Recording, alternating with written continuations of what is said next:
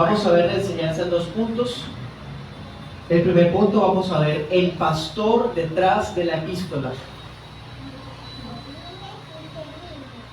El pastor detrás de la epístola. Y el segundo punto vamos a ver el trasfondo de los destinatarios originales. Y como siempre, concluiremos con algunas aplicaciones.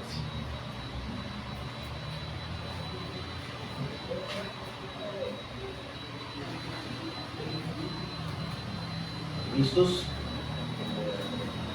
Hablemos del autor de la epístola de Pedro, la primera. En 1:1 vemos Pedro, apóstol de Jesucristo. Ya tenemos la identificación del escritor. Se trata de Pedro.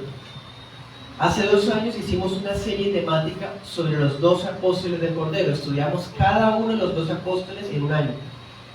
Esa serie está disponible en nuestro canal de YouTube.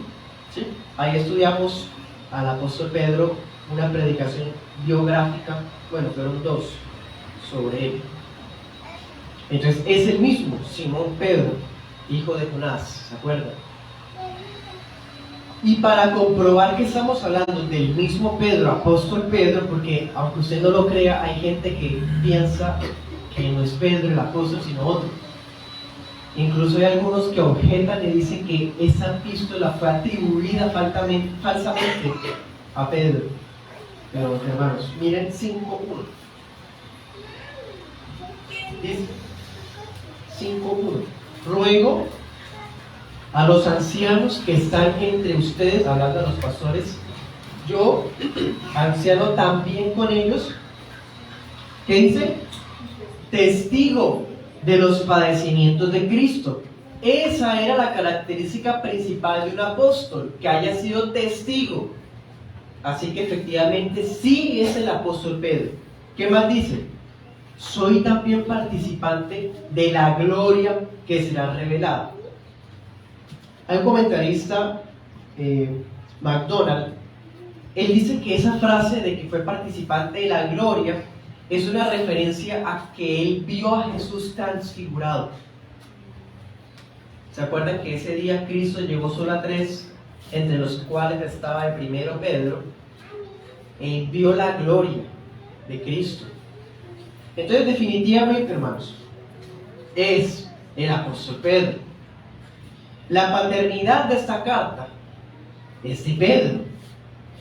Tanto es así que fue aceptada universalmente como una carta de Pedro desde el comienzo, desde los primeros días de circulación. Miremos 2 de Pedro 3:1. 2 de Pedro 3:1. Voy a usar este versículo de la segunda para corroborar esto. Miren, amados, esta es la segunda carta que les escribo. ¿Ven? Entonces ya eso es como el broche de oro, ¿no?, de este asunto.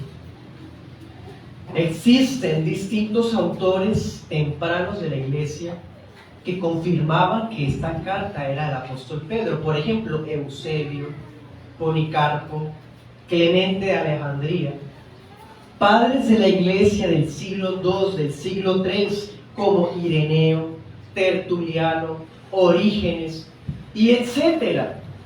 La carta sí es del apóstol Pedro. Entonces, ¿por qué a esas alturas hay gente que dice que no?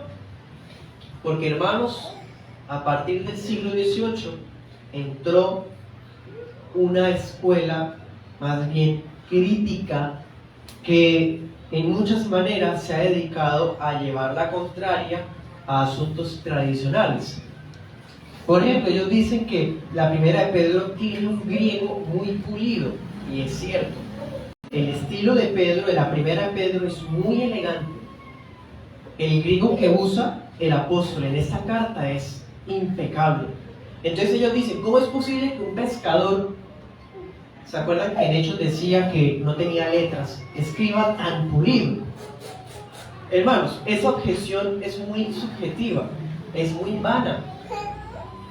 Empezando que el estudio al que hacía referencia los fariseos cuando criticaron a los apóstoles era en cuanto a ser estudiados con el Sanedrín.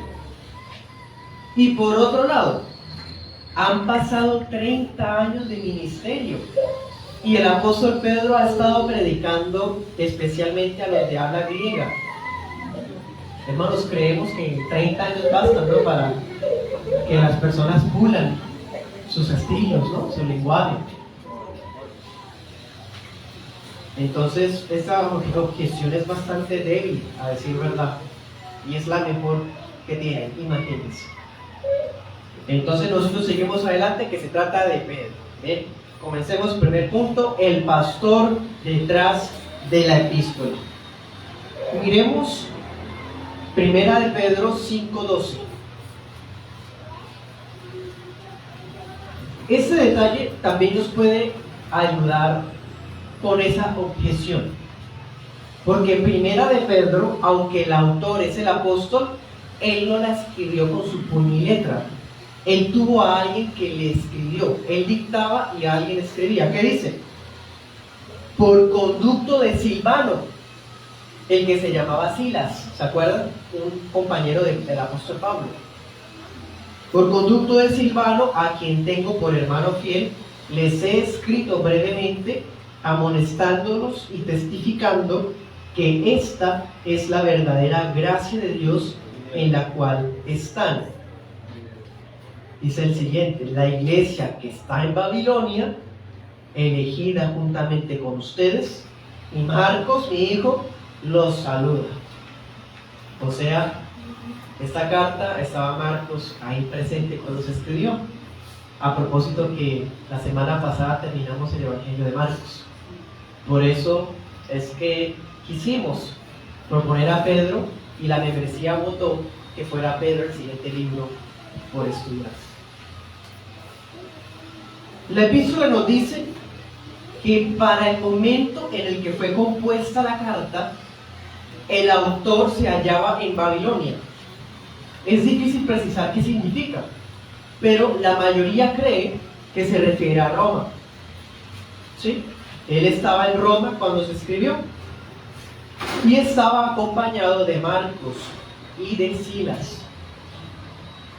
Silas entonces fue el amanuense, el escribiente de la epístola, y el apóstol Pedro describe la epístola como, ¿qué decía? Amonestándolos y testificando que esta es la verdadera gracia de Dios. O sea, eso es el propósito de la carta. Ahí está escrito. Está escrita para amonestar a los cristianos que estaban dispersos y para testificarles que ellos estaban y que debían permanecer en la gracia de Dios. De eso trata la epístola. Vamos a ver que esta carta tiene un estilo muy pastoral. Es muy pastoral, hermanos, esta carta. Y a propósito, como leímos ahorita en el 5:1, volvamos a leer. Él dice que le escribe o le ruega a los pastores de las iglesias de Ponto, Galacia, Capadocia, Asia y Bitinia. Les ruega a los pastores de esas iglesias y dice: yo, anciano también. No solamente él está diciendo que él está viejito, él está diciendo que él se ve como un pastor. Y noten esto, también con ellos. Es decir, el apóstol Pedro jamás se arrogó ningún tipo de autoridad moral, espiritual ni administrativa por encima de los demás pastores. El mismo pastor Pedro está diciendo que él es pastor igual que los otros pastores, siendo quien era, hermanos. Nosotros sabemos que el apóstol Pedro era el líder de los 12, pero eso no lo colocó en una posición que luego se llamaría papa. Esa figura no es real.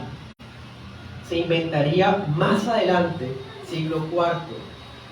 pero eso es siglo primero. Bueno, habla como un anciano también, como ellos. Nosotros hemos estudiado la epístola a los Gálatas. También los hermanos de la iglesia de Bucaramanga nos ayudaron con Tesalonicenses, mientras el servidor estuvo en el seminario. Y ustedes se acuerdan que el estilo de Pablo es muy sistemático, ¿no? Acordémonos, Pablo siempre comienza con un tema doctrinal, lo desarrolla y luego pasa a la práctica. Luego pasa a los principios de conducta, ¿sí? A lo que se llama ortopraxis, y luego pasa a los principios de vida individual, a la ortopatía, ¿sí? Pablo es así, Pablo es sistemático, parte de la ortodoxia, doctrina, para pasar a ortopraxis, práctica, y ortopatía, principios de vida. Pero Pedro, vamos a ver que tiene un estilo diferente. El estilo de Pedro se ha descrito, por ejemplo, Sproul dice que es un estilo indicativo. Indicativo. Eso significa que él entreteje las tres. O sea, él habla de las tres a la vez. Él habla de ortodoxia, ortopraxis y ortopatía y las mezcla y va hablando de eso a la vez, todo el tiempo. En otras palabras, habla doctrina y práctica todo el tiempo. Todo el tiempo es así, él mezcla las tres cosas. Lo vamos a estar viendo, es más, pareciera que cada capítulo de la carta fuera como una prédica. Y se acaba y luego sigue la otra. Y siempre es igual.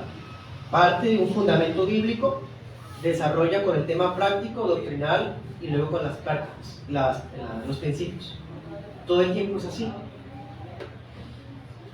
Es muy directo con los lectores. Por eso también se ve que es bastante pastoral. Se muestra la preocupación que tiene por esos hermanos. Es probable que él hubiese estado en Roma de manera temporal, apoyando la iglesia de los romanos, pero resulta que en el año 64 el emperador Nerón incendió la ciudad. Y el hombre, al ver que generó muchísimo odio de los romanos, culpó a los cristianos del incendio. Entonces parece, ahorita vamos a profundizar un poco más en eso, que los cristianos huyen y es a ellos a los que les escribe el apóstol. Pero bueno, ahorita estamos hablando del pastor, el autor. Vamos a ver también que el apóstol a lo largo del libro se incluye dentro de las exhortaciones, dentro de los pensamientos. Por ejemplo, miremos varios. 5:10. El Dios de toda gracia que nos llamó. ¿Sí?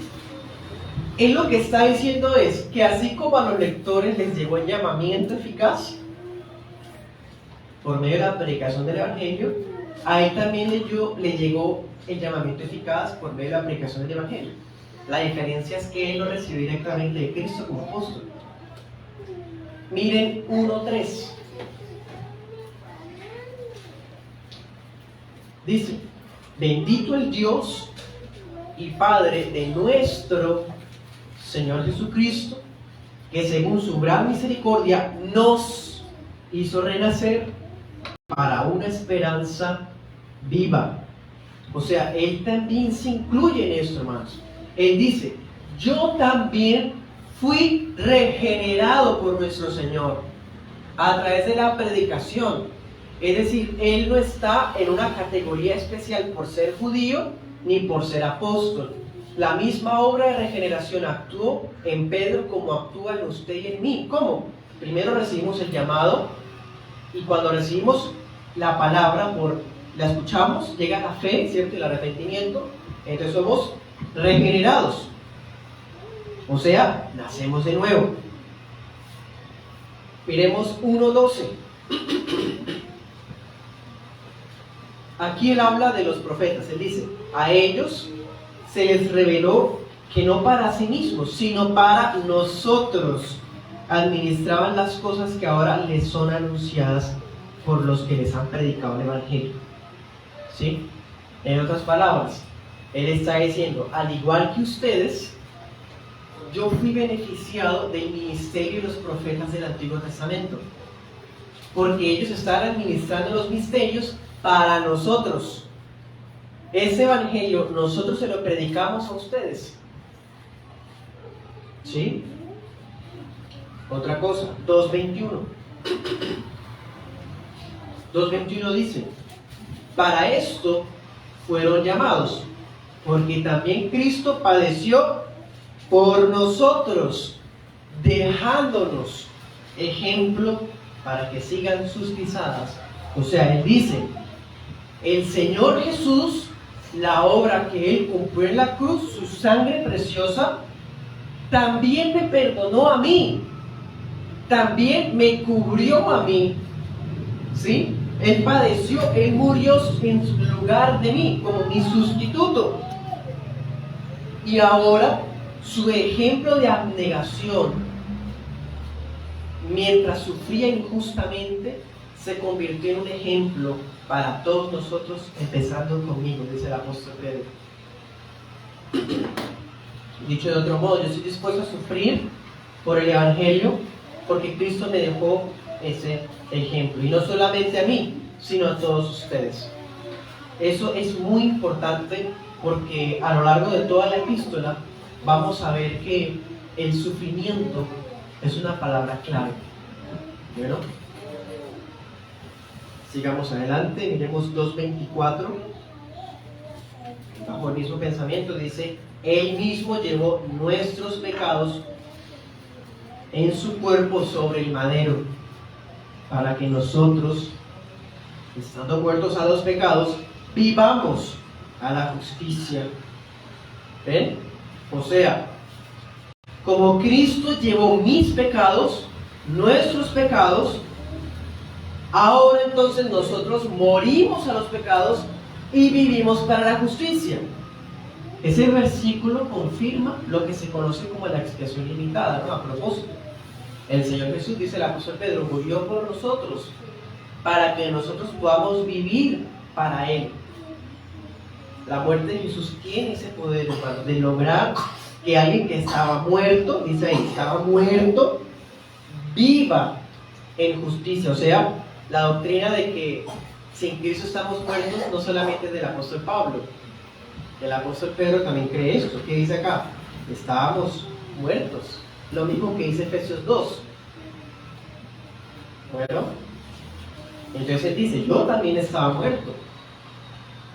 Y eso es muy fuerte, porque los judíos creían que ellos, como tenían las promesas, el Antiguo Testamento, los profetas y patriarcas, ellos estaban en una categoría, bueno, súper especial.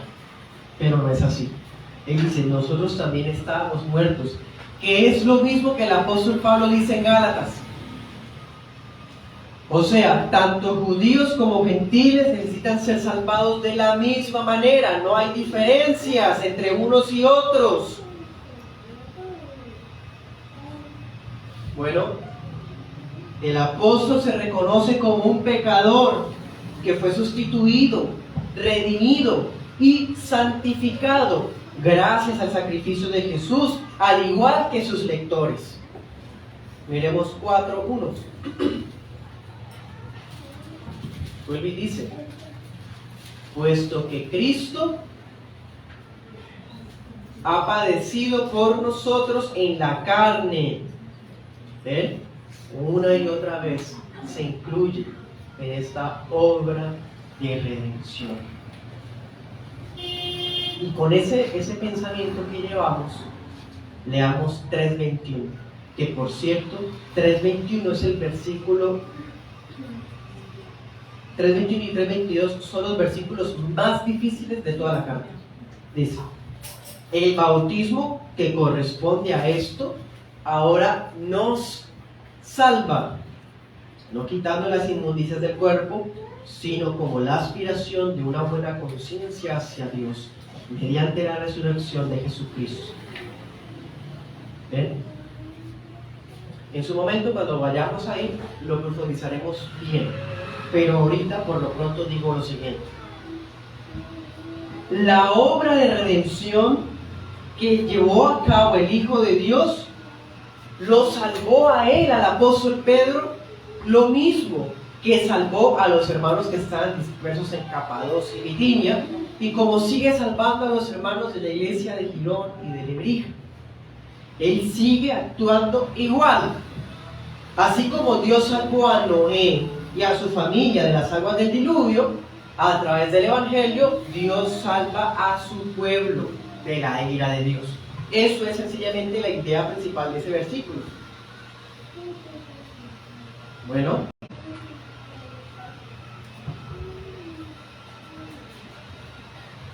A propósito, el apóstol también se incluye en algo que él denomina el juicio de Dios, que debe comenzar desde la casa, desde la iglesia. Anote el texto, 4:17. Miremos ahora, segundo punto, el trasfondo de los destinatarios. Bueno, hermanos, en este primer punto vimos quién era, vimos su estilo y vimos su propósito, su humildad, porque él se incluía en las cosas que habla. Y ahora en este segundo punto vamos a ver quiénes son a los que él les escribió, o mejor dicho, cuáles eran las circunstancias que los rodeaban. Porque si nosotros no entendemos la situación que ellos estaban viviendo, no podríamos entender ni darle la verdadera utilidad a la epístola. Entonces, como leímos en 1:1, la carta va dirigida a creyentes dispersos en Ponto, Galacia, Capadocia, Asia y Bitinia. Estas son provincias del Imperio Romano que quedan en lo que hoy día es Turquía. Como les decía, probablemente ellos eran miembros de la Iglesia de Roma que tuvieron que huir por sus vidas cuando Nerón culpó a los cristianos del incendio de Roma. Probablemente. Así que en ese sentido la carta habría sido escrita en el año 64. Bueno. De todas formas, aquí cuando dice expatriados, es una palabra muy particular, también se puede traducir como peregrinos. Peregrinos. La Biblia en varias ocasiones trata al pueblo de Dios como peregrinos, porque nuestra ciudadanía no es de aquí, sino está en los cielos. Entonces todos los hijos de Dios son peregrinos en este mundo. Así que cuando dice expatriados, ni siquiera se limita a aquellos que vivían allá, sino a todos los hijos de Dios que están vivos. Todos los hijos de Dios somos peregrinos en ese mundo. Por eso es que esta carta aplica para los creyentes de todas las épocas y de todos los lugares que viven en circunstancias similares a los destinatarios de esta carta. Miremos 1:8. Aquí hay otra característica de los destinatarios. Dice: ustedes aman a Jesucristo sin haberlo visto. O sea, estos creyentes de Primera de Pedro son cristianos de la segunda generación. Son hermanos que no habían conocido personalmente a Jesús. Importante, son de la segunda generación de cristianos. Ahora miremos 1:12. A la parte final dice: en las cosas que ahora les son anunciadas por los que les han predicado el Evangelio por el Espíritu enviado del cielo. O sea, ellos no habían conocido a Jesús personalmente, pero a ellos les habían predicado los que sí habían conocido a Jesús personalmente. ¿Quiénes? El apóstol Pablo, el apóstol Pedro. Bien.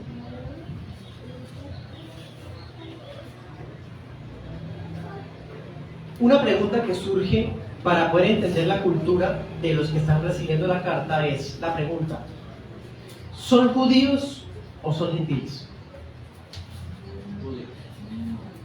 Bueno, resulta que es muy probable que se trataba de cristianos gentiles. Gentiles. ¿Por qué? Miremos, 1:14. Dice, no se conformen a los deseos que antes tenían estando en su ignorancia. ¿Sí? Miren el 18. Pues ya saben que fueron rescatados de su vana manera de vivir. Ignorancia y vana manera de vivir.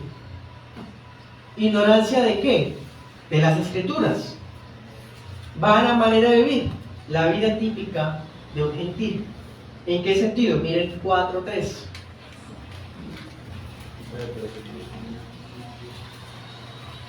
Dice el apóstol en 4:3: baste ya el tiempo pasado para haber hecho lo que agrada a los gentiles, andando en lascivias, placeres, borracheras, orgías, disipación y abominables idolatrías. Estas cosas no eran de los judíos, eran más de los gentiles. Así que la mayoría, por lo menos la mayoría de los que recibieron esta carta por primera vez eran cristianos gentiles. Bien, importante. Por eso es que en 2:10, en la Reina Valera actualizada, dice que en el pasado no eran pueblo, no habían alcanzado misericordia. Claro, los gentiles no éramos parte de Israel, no éramos parte del pueblo de Dios y estábamos sin esperanza, como dice Efesios 2. Pero en Cristo hemos logrado, por gracia, ese don.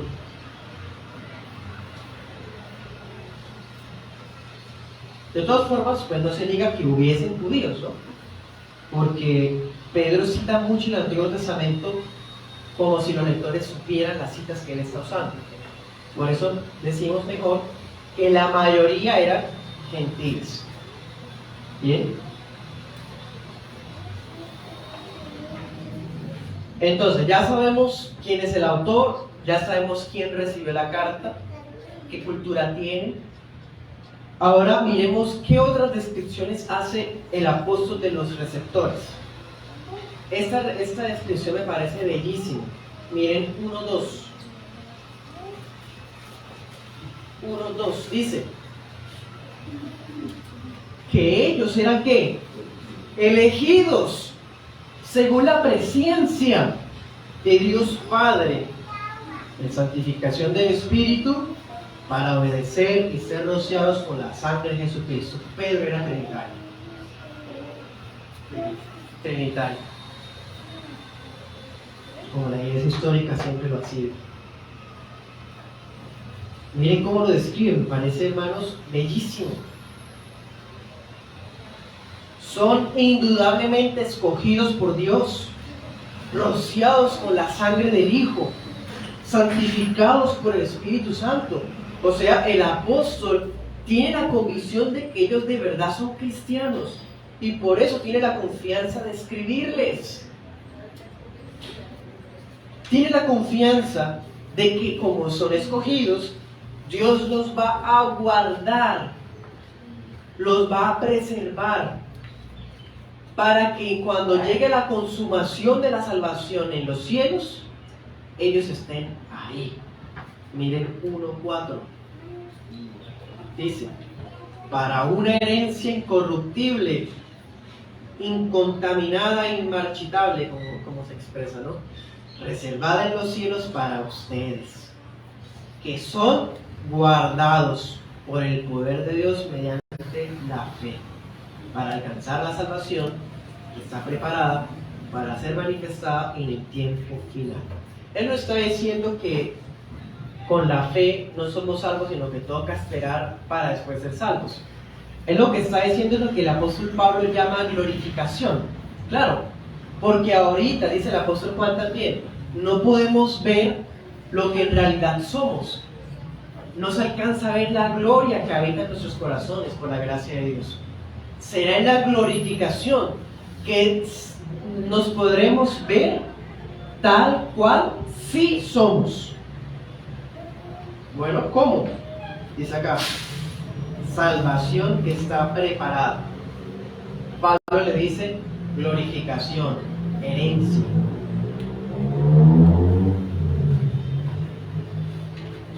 Pero conste, él sabe que Dios los va a guardar, no va a dejar que ninguno de sus pequeñitos se pierda, jamás. Por el contrario, miremos 2:4. Perdón, 2:9.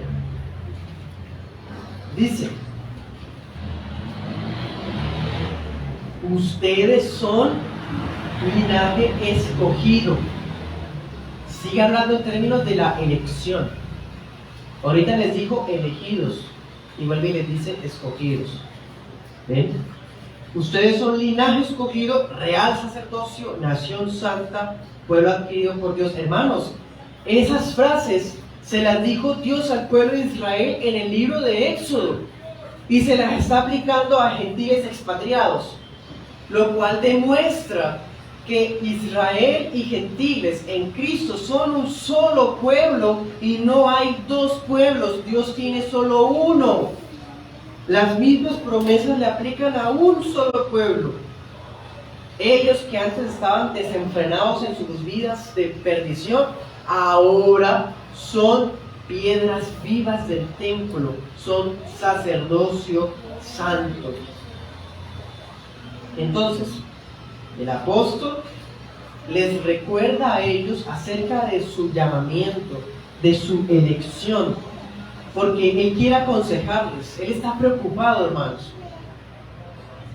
Recordemos, están expatriados, están sufriendo algunas circunstancias, ahorita vamos a verlas, y Pedro teme que esas circunstancias hagan que ellos se olviden que son sacerdocio santo, real nación santa, ¿sí? Que ellos olviden donde Dios los ha colocado para que empiecen a vivir igual como lo hacían antes. Ese es el temor que tiene este pastor. Miremos, 1:17. Miren ese consejo. Si invocan por Padre a aquel que sin acepción de personas juzga según la obra de cada uno, que dice, condúzcanse en temor todo el tiempo de su peregrinación. Otra vez peregrinación, ¿no? Noten las palabras claves que han habido: elección, peregrinación, sufrimiento, importante. En otras palabras, que cada miembro recuerde quién es en Cristo y viva coherente con eso. En su vida individual debe tener temor de Dios. Usted debe tener temor de Dios como cristiano. Entonces, les anima, los insta a perseverar en temor de Dios individualmente. Pero como iglesia, miren cómo les habla, 1:22. Al obedecer la verdad, mediante el Espíritu, han purificado sus almas. ¿Para qué? Para el amor fraternal, no fingido. Ámense unos a otros, entrañablemente. Vivan en temor cada uno en su vida individual. Y en su vida como iglesia, no se olviden del amor fraternal. ¿Qué es el amor fraternal? El amor entre hermanos. Y no solamente el amor con la iglesia, también les aconseja de llevar una vida de honestidad para con la gente de afuera. Miren 2:12.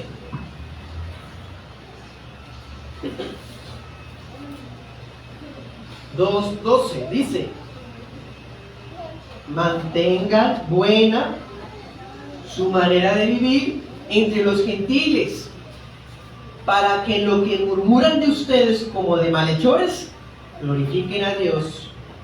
¿Bien? Entonces, lleven una vida cada uno en temor de Dios.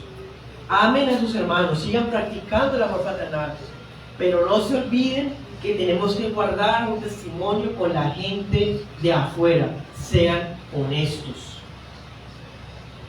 ¿Ven la preocupación del pastor? Este pastor, porque hermano, miren, si somos parte de una iglesia que por situaciones sociopolíticas, socioeconómicas, tenemos que dividirnos o esparcirnos por el país o irnos a otro país, como le pasó a muchas iglesias en Venezuela.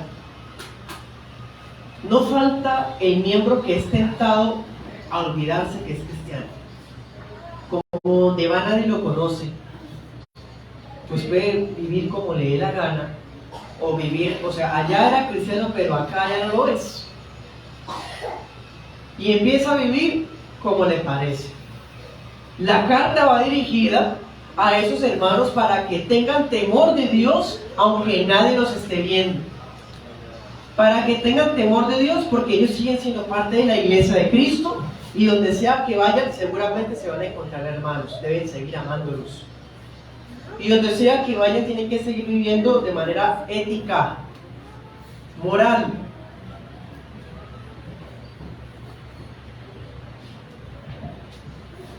Porque, hermanos, resulta que sí, Nerón los culpó, pero la persecución bajo Nerón no había empezado.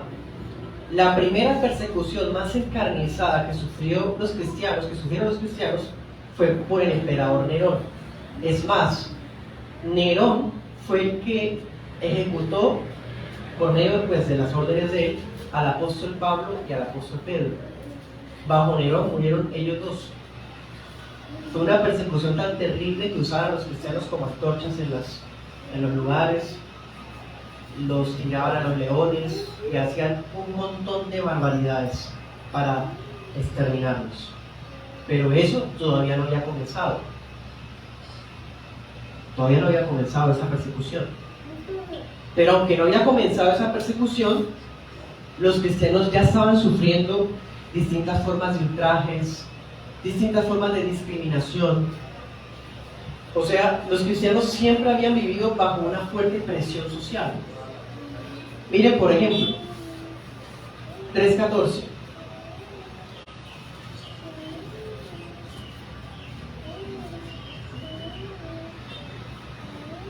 Dice: si alguna cosa padecen por causa de la justicia, son bienaventurados. Miren el 17. Mejor es que padezcan haciendo el bien, si la voluntad de Dios así lo quiere, que haciendo el mal. O sea, ellos estaban sufriendo por ser cristianos. La gente les hacía el feo, por así decirlo, dice por acá, les hacía el feo a ellos por ser cristianos. Muchas veces los enjuiciaban sin garantías, injustamente. Los trataban como si fueran delincuentes. Miren 2:12. No, perdón, ese ya lo vimos. 3:16.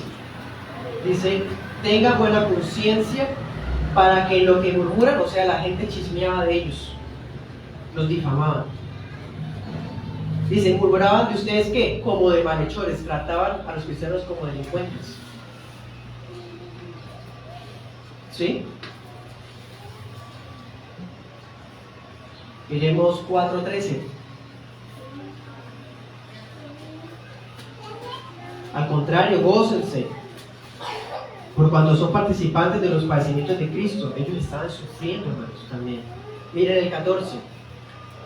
Si son ultrajados por el nombre de Cristo, son bienaventurados. ¿Ven? Eso es lo que estaban viviendo ellos. Discriminación, abusos de autoridad, golpizas. A veces los soldados se aprovechaban y los golpeaban. Esa era la persecución que ellos estaban viviendo. Todavía no era algo imperial, pero en cada ciudad ya los cristianos estaban siendo despreciados terriblemente. Pues claro, con una circunstancia como esa, y están fuera de su patria, pues hermanos, están ellos en tentación. Están bajo la tentación de ¿qué? De desviarse, de volver a su vida pasada. Pero ¿saben? A pesar de esas circunstancias tan difíciles, esos cristianos estaban gozosos. Y eso es muy impresionante. Miren 1:6.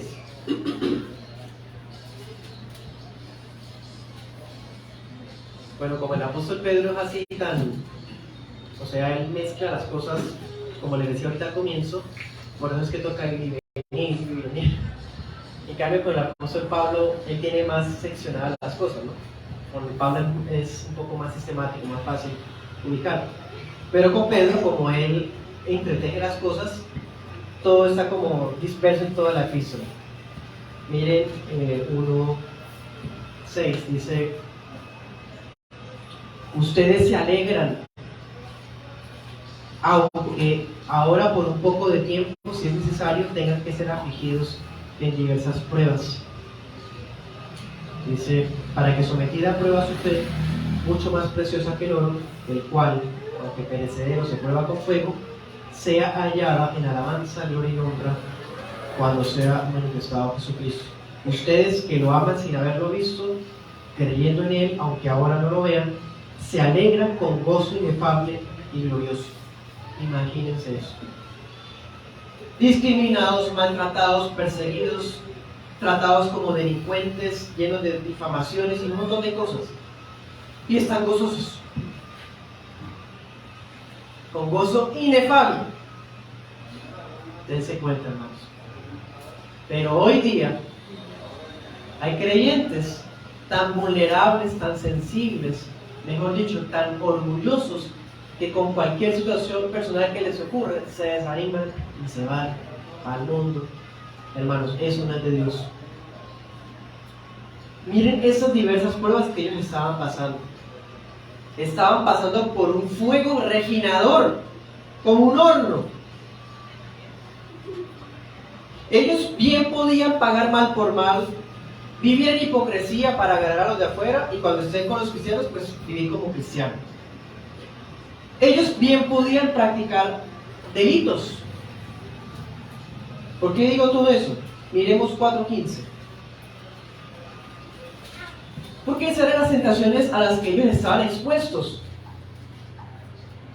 Dice: ninguno de ustedes padezca como homicida.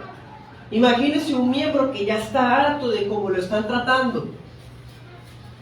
Están difamando a su esposa, a su familia. No lo dejan trabajar tranquilo. En un momento quizás explote de ira y reaccione violento y mate a alguien. Pensemos. Pero el apóstol dice: ninguno padezca como homicida. Ninguno padezca como ladrón, como malhechor, o por entrometerse en lo ajeno. Pero si alguno padece como cristiano, no se avergüence, sino glorifica a Dios por ello. ¿Ven? Esa era la tentación que ellos tenían. Les estaban diciendo a ladrones: bueno, pues voy a robar de verdad, para que digan de verdad que lo estoy haciendo. Pero el Señor los estaba preservando. Los estaba preservando.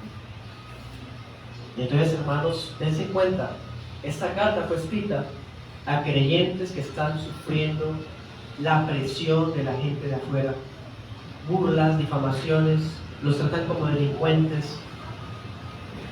Y esta carta fue escrita para que ellos se mantengan firmes, para recordarles que esa prueba es cosa temporal, comparada con la gloria futura y prometida en Cristo.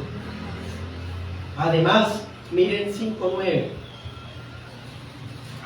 Miren este consejo final. Les dice: resistan los firmes en la fe, sabiendo que los mismos padecimientos se van cumpliendo en sus hermanos en todo el mundo.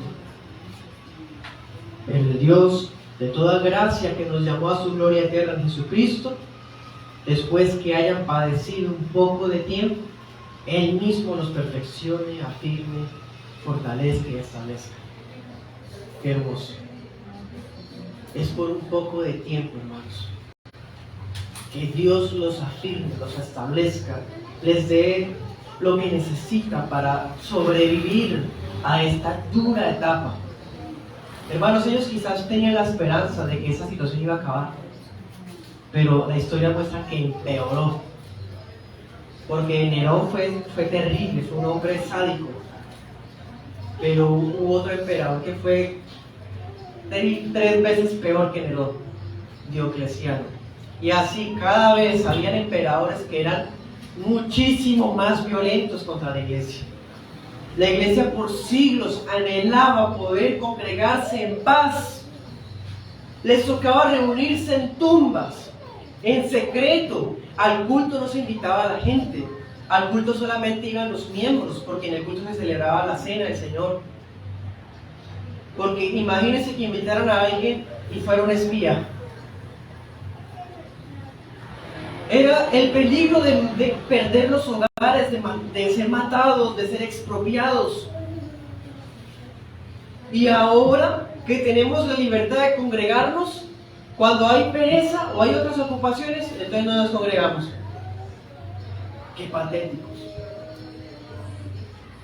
En cambio, esa iglesia del Señor padecía como cristianos, sufriendo, hermanos, el oprobio de la gente. Ahorita, por la providencia de Dios, tenemos una libertad que ellos soñaron tener. Estamos aquí, con las 2 puertas abiertas, hasta con micrófono, sin temor a que nos saboteen o nos hagan daño.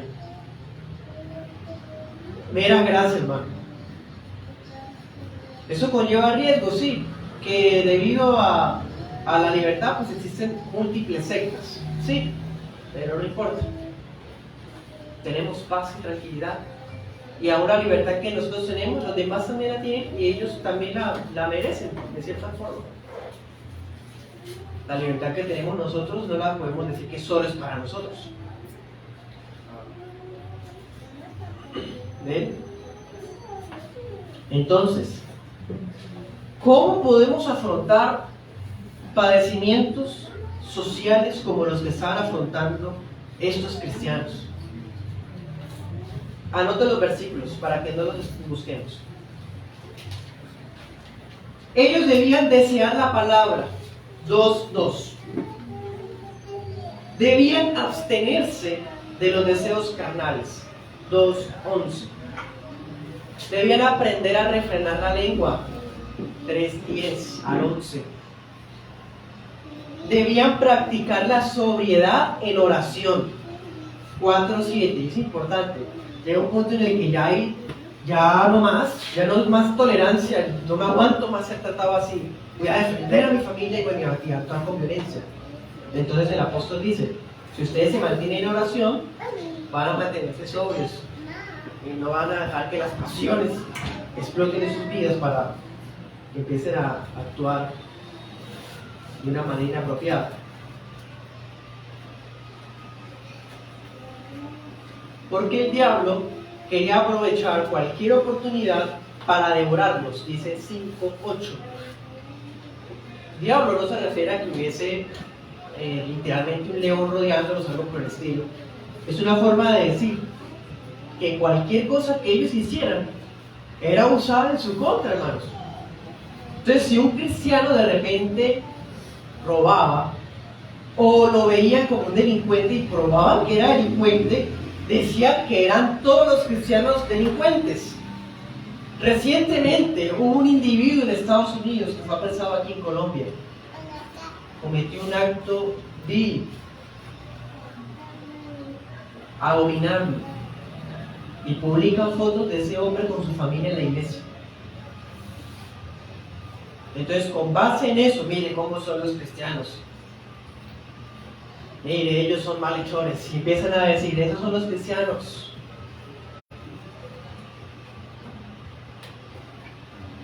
Por eso el diablo aprovecha para devorar. Porque individuos como ese, apóstatas, falsos creyentes, cristianos nominales nada más, ellos son el trofeo del diablo. El diablo lo exhibe para tener un argumento contra el verdadero pueblo de Dios. Cuando el pueblo de Dios no es así. Empezando que en las iglesias locales bíblicas existe la disciplina eclesiástica. Esa iglesia local seguramente excomulgó a ese individuo, pero la gente seguía asociándolo con esa iglesia.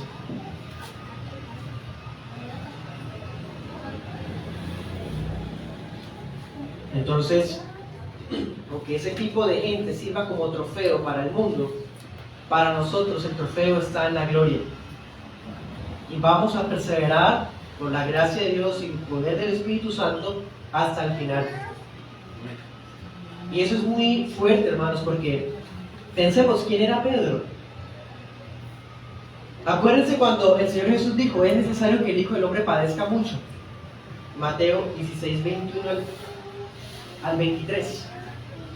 Y el primero en oponerse fue Pedro. No, Señor, ¿cómo así? ¿Cómo? Ten cuidado de ti mismo.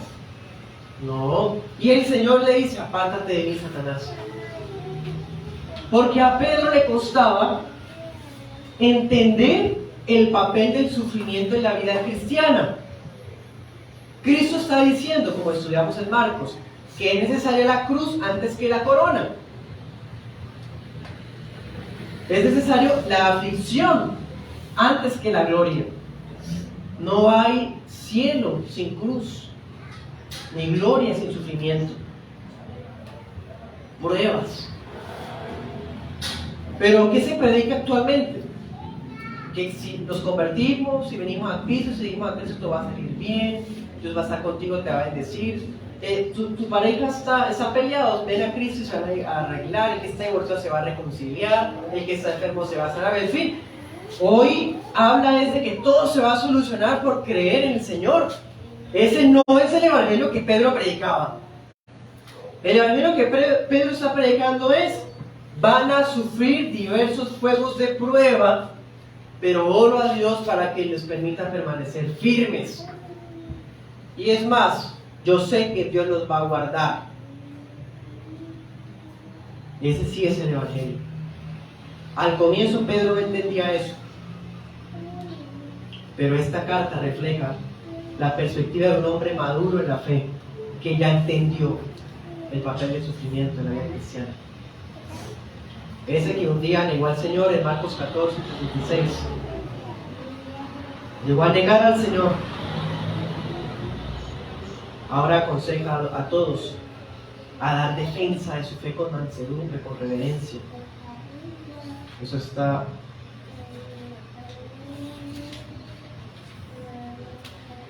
en 3:15. Bueno, entonces, hermanos, Satanás está impedido de tocar directamente a la iglesia, pero hará todo lo que esté a su alcance para dividirla desde adentro o para desacreditarla desde afuera. Esas son las únicas armas que ese ser tiene. Y cuando lo hace desde afuera es que utilizar a los falsos convertidos como trofeo para burlarse del verdadero pueblo de Dios. Dios nos guarda, hermanos, para que los miembros de esa iglesia local, incluyendo los congregantes, ninguno demos pie para que el nombre de Cristo sea blasfemado, para que la iglesia sea pisoteada.